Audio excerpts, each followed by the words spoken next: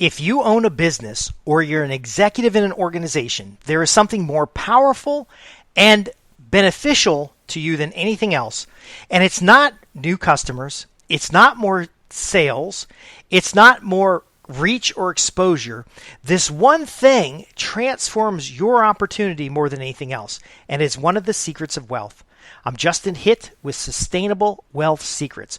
What is that one thing? First off, it is the application of knowledge to create assets that cash flow. Now, you might be saying, well, if this is so important, Justin, why are you just sharing it with the public? Well, to be honest, most people don't invest the time, effort, and resources in learning things that matter. This is not entertaining. This is not something that's a big promise of, it's not a get rich quick. The majority of people are looking for that quick one thing that they can do right now and instantly become wealthy. They live in a fantasy rather than applying knowledge to test what works and what doesn't. Many of my clients, especially private clients, are large organizations. They're political action campaigns. They're wealthy individuals. They're individuals who are up and coming. They're climbing the socioeconomic ladder. And it's not really a ladder. You can leap ahead with certain strategies. And one of the such strategies is building equity with assets that cash flow. What do I mean by equity?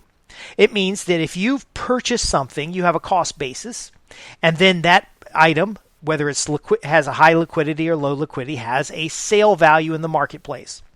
Once we've adjusted for inflation, and that's a factor of present and future value, these are finance concepts, we can determine how much additional value inside that organization, how much equity that organization has. So, for example, if you're investing in the stock market, you want to find organizations that have equity value. They have that extra cash value that would be left over if the organization was dissolved, or they have value in their customer, because you can have customer equity where they can go to the marketplace and raise additional funds. So the flexibility of the organization to return your capital. So you've invested in them, and maybe they return to you a dividend, and that's from the surplus of their growth. Now, a lot of folks, if you want to get political, are going to saying that surplus should go back to the employees, but the employees have as much opportunity as you do to invest in the organization by buying stock, by investing in diversified funds, and so they could actually receive the proceeds of their labor through their investment of surplus capital. So again, the equity must be there. That surplus capital can be seen as free net cash flow in your own personal life. So you earn $100 from a day's wage, and you have $50 left over or $25 left over, and then you invest it in a passive income source, and now you've got a snowballing effect of growth. Now, when we say assets that cash flow, what is an asset? Well, an asset could be heavily encumbered with a loan, such as your home. The asset element of it is if that property has a high liquidity or resale value. So the equity could be part of the definition of asset. The asset could have a utility value. So land is an asset if you're farming it, but if it just sits there all by itself, it can be a liability because it has maintenance. But essentially, that asset with a cash flow value reinforces the benefit. It reinforces the value in the marketplace. If you have a business that generates $100 million a year but has zero profit margin, that's not as valuable as an organization that produces $10 million a year and has a $1 million profit margin. Now, when we're looking at potential, and the potential could be in that list of equities, we could see that we can get more out of the 100 million because of the number of customers, for example. But then again, we might not be able to. It may have a lot of federal contracts and it has very few customers, and it's suspect to national debt, where the other organization has a large number of customers and could easily grow from a 10 million to 100 million because they have the volume of customers, and it's just one product away from that equity growth. So all this put together is what we call business development. But essentially, we're building the equity elements of an organization. We're building the cash flow in the organization. And then from a balance sheet perspective, we're making sure assets are unencumbered. So if we had to sell an asset in the short term, we could actually generate revenue. Now, this is 3 legs to a stool, and we want those 3 legs to be balanced so the stool stays balanced. But there will be times where maybe early in a company, you're going to accumulate a lot of liability in order to start up. And then over time, you're going to burn down the liability as we cultivate assets, as we create customer equity, and then as we have products and services. So you can have equity in the form of intellectual property, various elements. But again, think of it as a 3-legged stool. Now, how do we translate that into wealth in our own families? How do we translate that into wealth in our community? It starts with not the typical equity definition.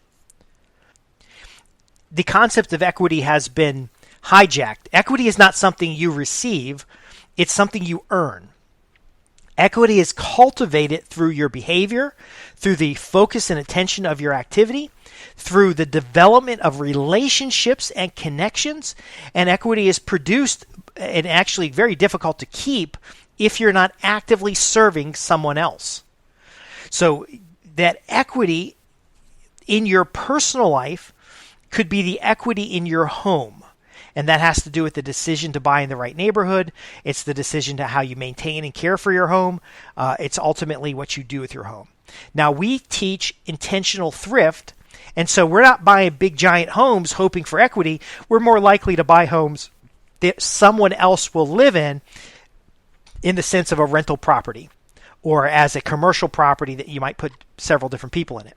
And what we're doing here in the sustainable wealth element of it is that we are putting off our own comforts or our own prestige that comes with owning a large home for the cash flow value as well as the asset value of these properties. So the equity is being created because we're buying properties that we're able to cash flow, or equipment or farmland or whatever the asset is. Most people understand the concept when it comes to real estate. And we're not investing in our own home as much as far as the prestige and the size, because here's what's important. When you live in a property, it is a liability. When someone else lives in the property, it is an asset. Now, it could be a liability if you make bad decisions, you get bad tenants, and you don't operate it like a business. But again, typically, equity development is in your relationships. It is how you use assets. It is how you invest. So you could be a capital investment. And then it's ultimately how you manage that system. So the structure of it. I have known people who live in the back of a restaurant. They literally have a restaurant. They live in the back of the restaurant. All outsiders might look at that and say, oh my gosh, these poor immigrants living in the back of a restaurant, we need to help them. When actually 90% of their earnings, gross, are going into cash flowing investments. And there were situations where they didn't just own their takeout place, but they own 15 other takeout places through a conglomeration or through their family network or through a business structure, and they were able to improve their buying and reduce their costs, and ultimately build a system, a structure that grew their wealth. In fact, I've had the opportunity to see warehouses that their family owned, and it was all a part of living comfortably, but within their means, while reinvesting the free net cash flow in a way that built equity and assets. Again, these are legs in a 3-legged stool. You want to make sure that you're feeding at least 2. If you're building equity, you want to at least be building assets, or you want to be building free net cash flow. Now, you can have free net cash flow without assets. So you could go to someone who has a bunch of rental properties and you provide the management, and now you're getting a cash flow from the management, and now free net cash flow is not your gross, but it's your net. And then you're taking that net and reinvesting it someplace else. You could buy income producing ETF funds, and every dollar you put into the ETF, you're getting 4 or 5% return, and that return is part of the equity. Because the underlying asset that you're investing in, that fund, has the equity headroom to create cash flow, which is being paid in a dividend. Again, this is not as complex as it may sound if you think of the three legs: equity, asset, cash flow. Now let's talk about assets a little bit. If you live in your home, it is a liability because you have no means to generate cash flow from your own home. And typically, a home-based business or anything like that isn't going to produce as much cash flow as you might think, unless you're a lawyer or a patent attorney or have a professional business. I've known a heart surgeon who had an office at home, and he was able to turn his home into an asset that cash flowed because he had a home office there. It was a time efficiency. It was a location to the hospitals that he served. There were a lot of factors that went into it. None of these things are simple one and done. There's a calculation. When we sit down with a client and we look at their profit and loss and we look at their balance sheet and we sit down and talk to their financial advisor, we talk to their CPA, and we talk to their lawyer, there's some structural things that I deliver or that I help them organize that produces models that generate equity, cash flow, and asset value. So again, if you're living in the home, it's a liability. If you're using the home as a business, so for example, you have a home on a large piece of property, and now you're using your home as an office and the property for agricultural purposes, that's the development we're talking about. The three legs, the triage. Now, will there be times that you acquire liabilities or an asset becomes a liability? That's certainly the case. So I've had numerous rental properties over the years. I know a lot of people that have rental properties. A rental property without a tenant is a liability. So on a Friday, the tenant moves out. It turns from an asset to a liability because you have a holding cost of the property. That holding cost is no longer offset by the rent value. Now, if you're in a place that has a rent cap or something like that, it is possible that your hard costs, taxes, maintenance, all those other things are actually greater than the rent cap that is allowed for rent or allowed for rent in that area, and now you're going to start losing money. So the asset became a liability very quickly.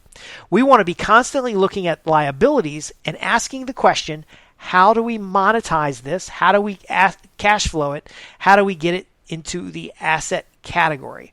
Now, I'm not giving you tax advice here, but the reason I mentioned a fee-based financial planner, a CPA, and a lawyer is because these three people can structure, even though it's a liability on your balance sheet, they can help you structure so that you gain asset value. So you have a building, it is a liability on your balance sheet, but because of the depreciation, it becomes a positive value on the tax side. You could have, for example, a farm, and every piece of equipment that you had to purchase, like you didn't go buy stuff just because you wanted it, you bought it because the old tractor broke down and you bought a newer tractor, and now you have depreciation value of the tractor, you have depreciation value of the fences, you have other things that must be tracked. You can't just, they're not magic. If you're willing to do the paperwork, they become a asset by other means. So, for example, the tractor that can cut the hay, the hay feeds the animals, and there's that ecosystem of activity, that tractor is going to be a liability on your balance sheet, but the application of that tractor, so again, the application of knowledge, the application of that tractor develops cash flow in other areas of the operation, which is an agricultural property. Again, when I sit down with private clients, we have to have a dialogue. I ask a lot of questions. I want to see a lot of reports. I want to lay this stuff out on a storyboard or a mind map so that we can start developing the benefit. I've had clients come to me and they say, look, we've got $1 million in cash, and here's how I got it. And I want to buy this other business with that $1 million in cash. And I say, great, tell me about what you're doing. Tell me about your goals. They're like, that has nothing to do with the $1 million in cash I got in the bank burning a hole in my pocket. And I say, you don't want to burn a hole in your pocket because you're going to lose the cash. So what can we do in the meantime? And so we'll look at a short-term plan. In this case, is to take the $1 million and invest it in an income-producing fund. Now, that's not the advice for everybody, but in this particular case, based on his goals and objectives, the income-producing fund would provide him a emotional stability to know the money's not being wasted. It's just not sitting there in a bank account. Also, it gets it out of an account where the FDIC coverage was only $250,000 because he had $1 million sitting in a pretty much a checking account, because it was money that came in from the business. It was just coming in and it wasn't going out, and it just started accumulating. That's how quickly wealth can build. But we got it over to a investment firm. It's kind of divided it up a little bit. I didn't give him specific investment advice. We brought in somebody, and then he was able to get 4 to 5% return on the $1 million in the bank, which is $40,000 a year. Now I said, hey, you got $40,000 a year coming in, because we're doing this on paper. And I said, well, now what are we going to do with the $40,000? Because you can spend the $40,000. We haven't impacted principal. You're now a multimillionaire, and you've got this money spun off the $1 million in cash that you have. Now, the rest of his millions was in equipment in the business, and it was, in buildings and other things like that. And we ended up taking the $40,000 to $50,000 a year that he got, and half of that he just pissed away. But that's okay. He didn't touch the principal. That's the lifestyle improvement. Now, I did advise against increasing his lifestyle, because we have not done yet the one thing that has to do with structure that many people miss and that we always work on when we do private consultations. And that is, can we reinvest the proceeds of our gain into the structure that ensures the gain continues? So he was able to produce this $1 million in less than 12 months. Cash. Net cash, doing a particular service. Can we structure that service? Can we procedurize that service? Can we hire people on that service in order to basically keep that $1 million coming? And he says to me, I already got a problem of $1 million in cash and I don't know what to do with it. Why would $2 million be better? And I said, it's not going to be any better. But you're now going to have $80,000 in residual passive income that you can do whatever you want with, because we haven't touched the principal. And that was the aha moment. By taking the money that he's receiving from the original windfall and using it to guarantee the windfall comes back again. And we can't always guarantee it, but in this particular case, he's a service-based business. This was net from doing particular types of work. We backfilled we did use a little bit of principal, but we backfilled the situation so that he could reduce some of the hazard that was associated with what he was doing. He didn't want to do what he did again because it was so hard on him, so we needed the organizational structure. We needed the proper staff in place. We needed the proper procedures in place. And so it required a little bit of the principal that was recovered very quickly by the end of the year. He held off getting a new boat for 1 year. But here's what ultimately happened. He had a new problem of $2 million in cash. So you go from $1 million in cash to the problem of $2 million in cash. Now we're planning this out on paper, and we're doing the projected cash flows, and we're starting to build out kind of a business plan. And then I say to him, let's finish a business plan and put it in front of somebody so you don't have to use your own money. You can keep the $1 million in the bank, earning you 4 to 5% interest. And we can use someone else's money to get you another $1 million. And then you can pay them back as well as keep the $1 million that's your net. And you're going to be in a better situation, a better position. And that's, again, another aha moment, is that by converting liability, the loan or a line of credit that he needed to handle some of the short-term cash flow challenges he had getting that $1 million, because he said during that $1 million, there was a lot of issues. Now, your number could be $100,000. Your number could be $500. The key is the preservation of principal created a passive income opportunity that gave him a little breathing room and solved some of the problems he faced that were driving him towards a solution that would create another liability. If he took the $1 million and he bought another business, but didn't have the structure in place to create that $1 million again, now he's got another business and he still doesn't solve the underlying problem. So by doing a root cause analysis of the problem he's facing, we developed a better profile of the problem. We were able to develop corrective actions, a plan, map it all out on paper, and then he just implemented it. Now, again, it gave him a new problem, $2 million in the bank. But is that really a problem? Especially today with the way inflation is going, if you don't have at least $2.3 million in the bank today, you can't replace the active income a typical high-income professional, business owner, or entrepreneur has. So if you're making $100,000 today, and you needed to replace that in retirement, you're going to have in the bank in today's dollars, and this is why the finance is so important, in today's dollars, more than $2 million in the bank. Because you might only get 4 to 5%, but inflation's 9%. And so again, present value of money, future value of money is involved in the decision. The asset value is involved in the position. The conversion of a liability to an asset is considered. Sometimes we'll take on liabilities because the cost of capital is cheaper, or we're syndicating risk. In another situation, by taking on a bank using mezzanine financing, this organization that I worked with was able to acquire new contracts that were far beyond the contracts they had before, but because the bank was sharing the risk when it came to the hiring costs and other costs that are short term, they were able to grow their business pretty quickly. We went from like 7 employees to 27 employees to $22 million a year and a couple hundred employees. Again, what I bring to the table is strategy, implementation, structure, and what we call business development. Business development, we want to develop the business, because a business that doesn't have customers, a business that only has outflows, a business that has a bunch of liabilities is not an asset that cash flows, a vehicle for equity, and something that's going to build you sustainable wealth. Now, again, these are complex issues, and I understand if you have questions. That's okay. We put these podcasts out there to help our clients understand the implementation of these particular elements. But this is certainly not something you just listen to and say, well, that sounds great. Maybe I'll do that in the future. It is something you can do now where you are today. So whether you're a business owner or that doesn't earn $100,000 a year, but you're just struggling to get along, how do we turn that business into an asset that has equity and cash flow? Perhaps you're an executive in an organization and you have a very high income, but you don't have a high net worth. How do we convert your employment into an asset that cash flows and have equity value?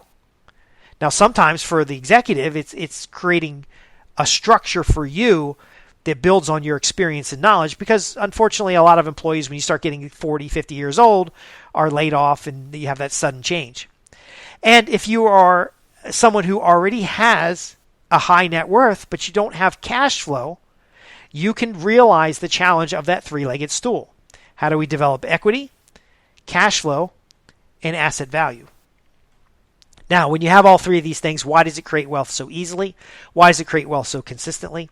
Well, it's because you're going to start developing multiple streams of income, plus the structure necessary to have continuation of the multiple streams of income, and then the assets and equity necessary to leverage the capital to scale these particular elements.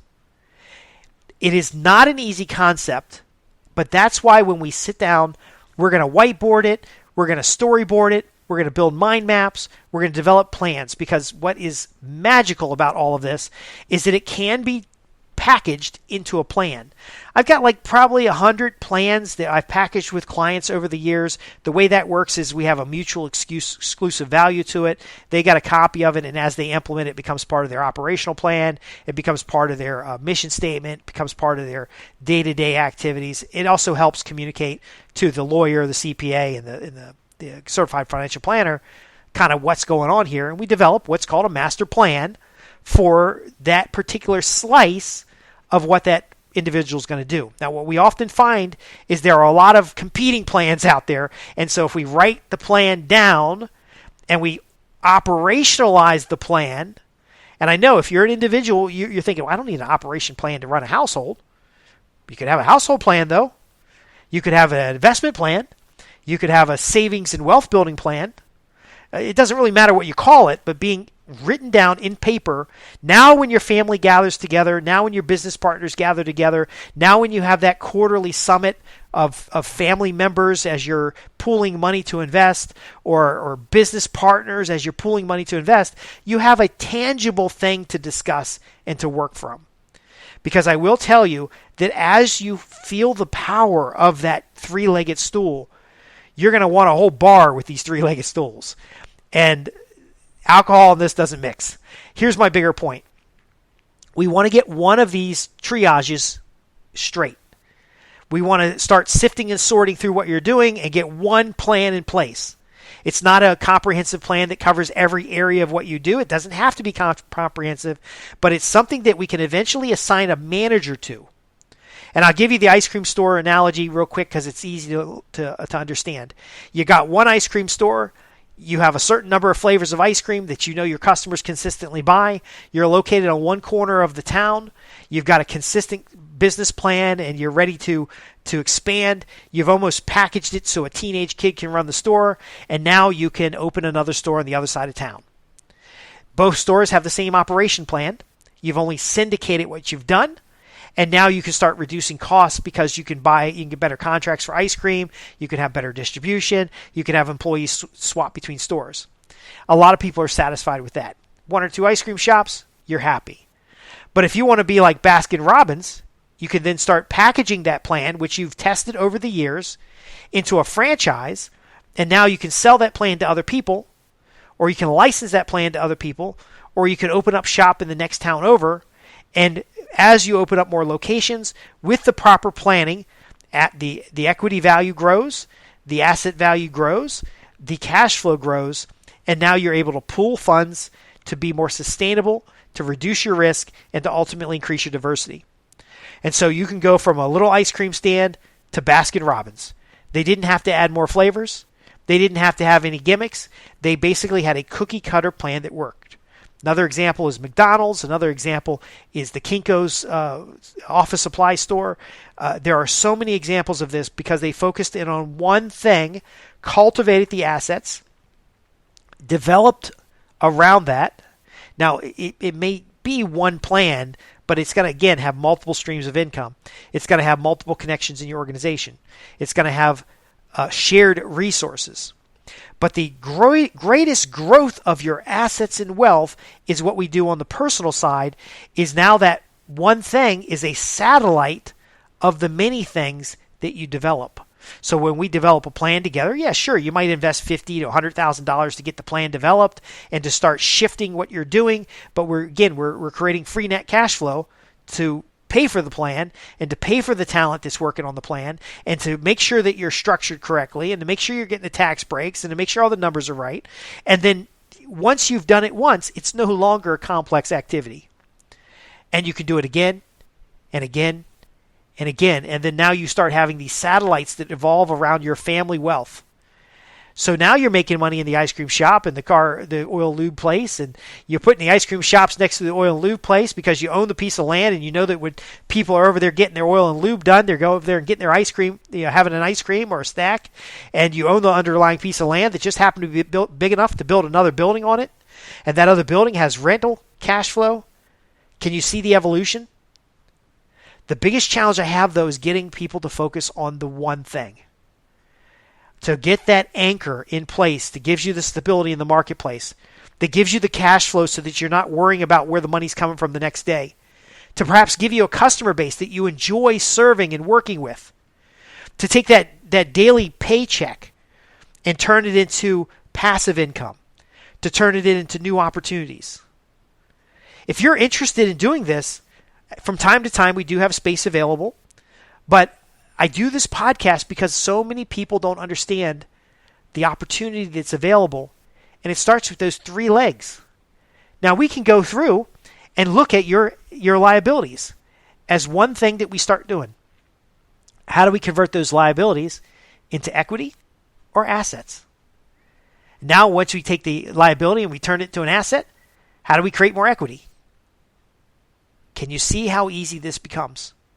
Can you see how you start thinking about things differently? Sustainable wealth comes from the application of thinking, not the thinking itself, from the application of thinking. And then once we get a system in place that is consistently bringing you income, it could be a job. It could be a job. It could be a small business. It could be an agricultural property. It could be a franchise. It could be a lot of things. But again, it's one thing that we cultivate and develop. Then we systemize it so that other people can manage it for you while still creating equity, cash flow, and asset value. And then next thing you know, you can't stop it. You're diversified in a marketplace. Now, I'm not guaranteeing you're going to be Warren Buffett or anything, but it's not far removed from how Warren Buffett went from an average, typical guy to having Berkshire Hathaway with the right people in place, the right advisory groups in place, the right synergistic thinkers in place, the right partnerships in place, the right relationships in place to be worth billions of dollars. Now, as the FTC requires, I have to tell you the results are not typical. It is very possible that you're going to turn a $100,000 income to a $200,000 income while maintaining a lifestyle that's well within your means and having additional cash so that when you retire, you don't run out of money in retirement. It is very possible that you're going to generate additional cash that maybe you can take a vacation every year instead of dreaming about a vacation because that's what you want to do. Now, I don't endorse buying boats. That's the one thing that this gentleman wanted to do with the $1 million in cash he had. He was going to buy a business, and he was going to buy some boats, and he's going to buy some recreational stuff. I did advise against the recreational things using that principle. But there will be a point where you'll have so much extra cash that, yes, the lifestyle will expand. Again, it's one of those problems that you might end up with because you have that one thing that's systemized, that's packaged, that creates equity, creates cash flow, and ultimately improves your asset value. And then, yes, you can move into a little bit bigger house. But meanwhile, you've got all this cash coming in. One gentleman I worked with, he had apartment buildings, and he lived in one of the apartments, and he had all this cash flow coming in. And then he figured out that it was better for him to have that apartment he's living in rented out and to buy a dilapidated house down the road. And now he had another rental property, and then he bought another apartment building, and he just kept moving place to place. And if you looked at a family that just moved from place to place to place to place, you might be thinking, well, that's not stable, that's not good. Well, he tended to maintain the same school districts for his kids, and then eventually he bought a bigger house and used the garage and a side room for his office, and he became extremely wealthy. The cash flow from the apartment buildings paid for his primary residence. His income from his business, which he developed as part of this, as he had growth, paid for his housing was paid many times over. His health insurance and everything was paid many times over. He had a diversified enterprise built from one thing. I look at that one thing as a seed. If you're interested in creating the seed of wealth in your own personal situation, and you like to talk with somebody on a consultative basis, because, of course, you can just ask questions. You can visit www.sustainablewealthsecrets.com and ask questions, and we'll answer those questions in the podcast. But if you're interested in planting that seed, there are times where I have private client spaces available. Start with a paid consultation, and you can ask about that at the website, www.sustainablewealthsecrets.com. If you're a member of the site, you're already going to have access to these consultations, and we can just sit down and talk. And you can ask the question, how do I convert what I've got today into sustainable wealth? Balance sheets, profit and loss. If you don't have those things, we can work on a way to get you that stuff. We can get you matched up with a CPA. We can get you matched up with bookkeepers. But once you have these numbers, you're going to say, oh, wow, I didn't know I had that liability. And if I did this, I could have cash flow. And now I have cash flow, I could create equity. And now I have equity, I can convert the equity into cash flow and then convert the cash flow into an asset. Do you see how this works, folks? It works by implementation. And so the first thing you're going to do, if you have any questions, if I haven't explained this clearly, if you want me to map it out on paper, we can do these things. Go to www.sustainablewealthsecrets.com. Go to the contact page. If you're not already a member of our free newsletter, join our free newsletter. But ultimately, get started today. The concept is simple, but it's wrapped in a lot of situational complexities. There are many distractions out there. This is a get-rich-surely plan, not a get-rich-quickly plan. Now, while there will be windfalls, the proper management of the windfalls is the insurance necessary to be able to generate the wealth. And that's what we're about here today. I'm Justin Hitt with Sustainable Wealth Secrets, helping you transform what you have into sustainable wealth, helping you turn income into net worth. To learn more about what we do for clients and more free resources, visit www.sustainablewealthsecrets.com. Thanks for listening.